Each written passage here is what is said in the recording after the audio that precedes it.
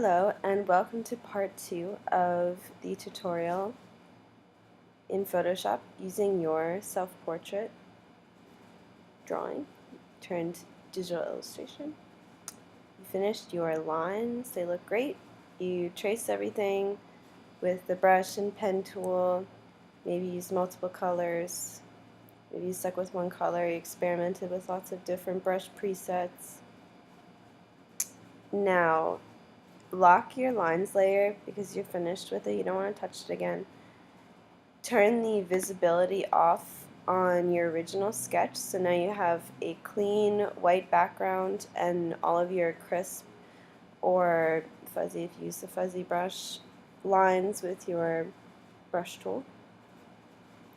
Now these are just things that I was playing with earlier.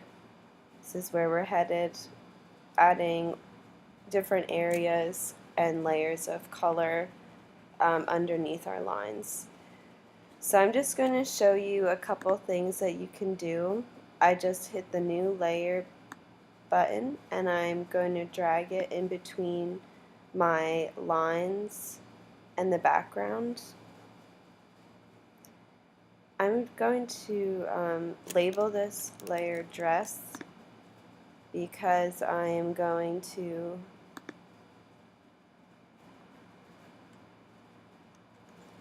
just work on one element at a time. I want to split everything up into as many layers as I can so I can easily change them if I need to without messing with the whole thing. So as you can see, now I'm adding color. I'm digitally inking in between the lines and the white background. So this is the first thing you can do with your brush tool. You can make it bigger, and you can do the same as you did with the lines. You can zoom in and increase or decrease the size of your brush so you can easily paint a little more neatly in the lines if that's what you're going for. Second thing I'm going to show you is using the brush tool is opacity. So there are several ways that you can layer color in an area and different tones and shades. If the opacity was down at 25%, that means that what I'm working with is transparent. So the more I click and paint, show you in here, the darker it will get, because I'm working with something that's only 24% opaque or solid. But if I brought this all the way up to 100%, there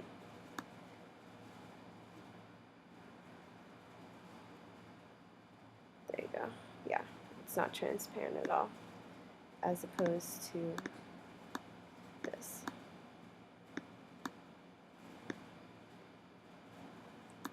I'll show you with blue. So that's one way to get a range of value.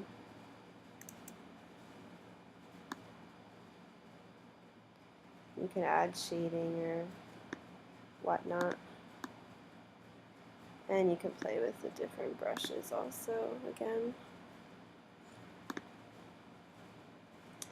And just like before, if you do something that you want to redo or get rid of, just have to get your eraser tool. And because you're not disturbing the lines layer, you're only getting rid of what was on that layer. So, okay, so brush tool, working with opacity and transparency. You can also play with the flow, which is how much paint is on your brush. Maybe I'll make another layer and label it painting. Go down to my color picker. I'm going to get red.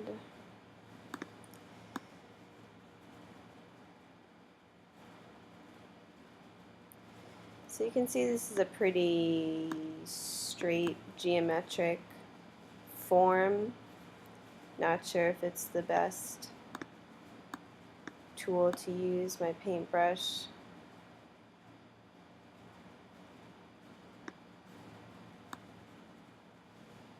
if I want to keep in the lines. So what I can do is go to this tool right here. This is my lasso tool. I have my polygonal lasso tool, magnetic lasso, and a regular lasso tool. Regular lasso allows you to freehand select something. So if I wanted to select something before I painted inside of it, I could draw a selection. If you press Shift on your keyboard, you can select more than one thing, and then you're only painting within that selection. So you have the dancing ants around your selection, and then you can press Command D to deselect. That was a freehand lasso tool. You can also use the polygonal lasso tool to click, click, click, and create straight forms.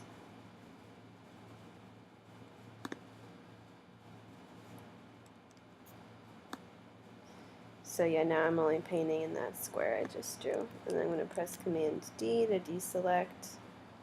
See, my opacity was at 28%, so I'm kind of overlaying on that painting in there. And then the last lasso tool you can use to select is the magnetic lasso tool, which is kind of magic,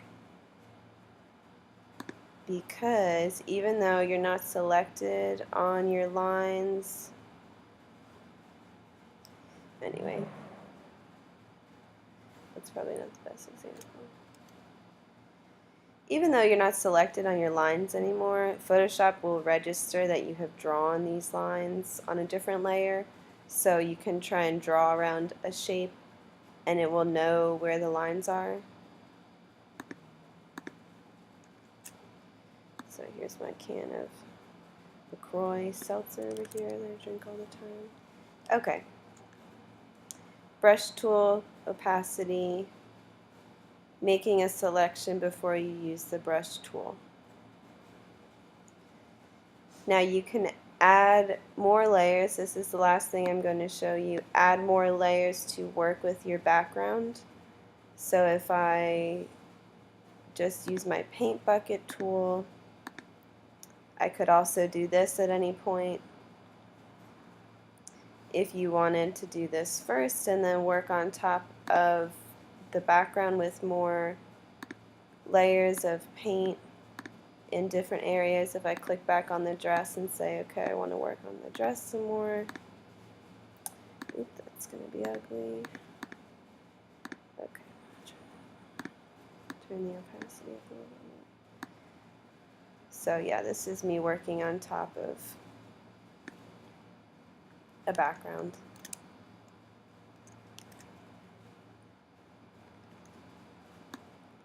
You can also press Command Z to undo something, which is what I just did instead of using your eraser tool. And I think that's pretty much it.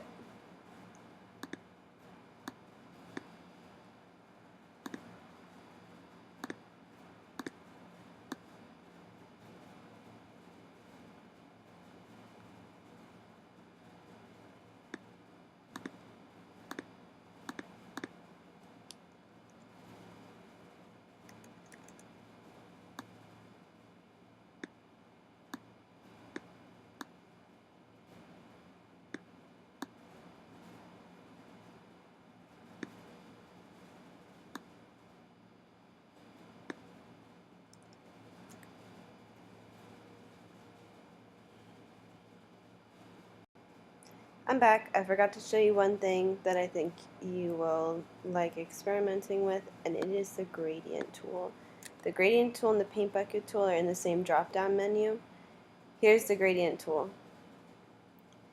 To change the colors that you can use, go to, when you click on the gradient tool. Ooh, it's so ugly.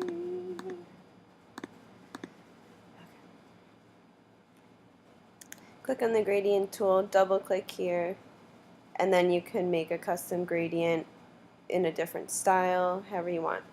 So like the selection tools, or like I showed you earlier with the selection tools, you can make a selection first and then shoot a gradient. So let's say I wanted to put a gradient here. I can make a selection with my lasso tool, get my gradient tool, click and drag within or around your selection, and then it will put a gradient in there.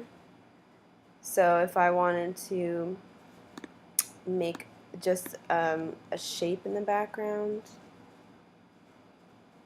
let's say I just wanted to experiment with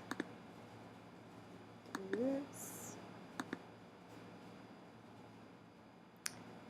Double click if it's not exactly perfect when you make that selection, if you can't find the point of origin.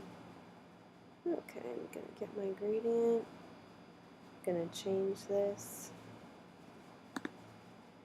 Right, try that. Nope.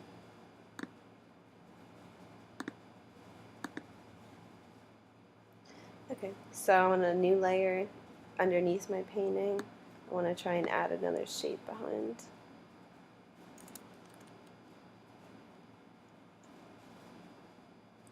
If you don't make a selection, then it's just going to put a gradient over the whole thing. You could try that for a background though too.